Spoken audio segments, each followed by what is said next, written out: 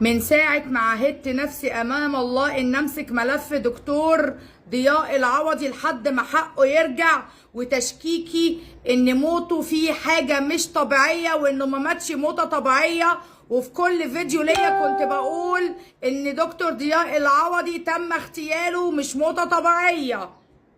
وفي ناس معينة شككت في كلامي وقال إن ده لا، انت كده بتشككي في التقرير اللي جاي من بره، انت كده بتعملي فتن بين الدول، وكلام عبيط جدا اتقال من بعض شويه حشرات. انا ما حطيتش دماغي مكمله هدفي ان حق دكتور ضياء لازم يرجع لانه مات موته غير طبيعيه.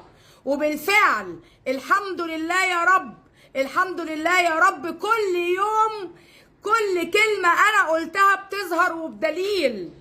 واكبر دليل لما الاستاذ مصطفى مجدي محامي دكتور ضياء العوضي وزوجته تقدموا ببلاغ للنائب العام، وتم استخراج فعلا الجثه وتشريحها امام المقابر. والكلام ده انا قلت عليه ان لابد من تسليم جثمان دكتور ضياء العوضي للجهات المصريه، ويتم تشريحها لاظهار الحقيقه. وبالفعل تم استخراج جثمان دكتور ضياء العوضي وتم تشريحه على المقابر، تمام. وحتى خدوا عينه من عينات تراب التربه اللي هو كان موجود عليها مسترخي عليها، وتم تحليلها. المفاجاه عندي هنا حاجه، ان زوجة دكتور ضياء العوضي قالت ان انا شاكه ان دي جثمان دكتور ضياء العوضي، وشككت ان ممكن يكون ده ضياء العوضي.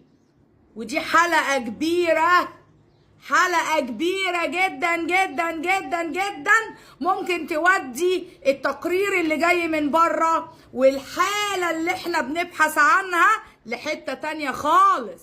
خدوا بالكم لما اكد سيادة المستشار مصطفى مجدي محامي دكتور ضياء العوضي وقال ان التقرير اللي جاي من بره تقرير غير وافي الارقام، زي ما هبه فرج قالت وطلعت صرخت وقالت الكلام ده، والمفروض التقرير يكون حيث ان، ما اتكتبش حيث ان، وقال التقرير انها موتة طبيعية، تمام. وتاريخ الوفاة 14 ابريل. من يوم 12 ابريل ليوم 14 ابريل احنا ما نعرفش عن دكتور ضياء حاجه. لما توفى يوم 14 ابريل تم ابلاغنا وابلاغ السياده المصريه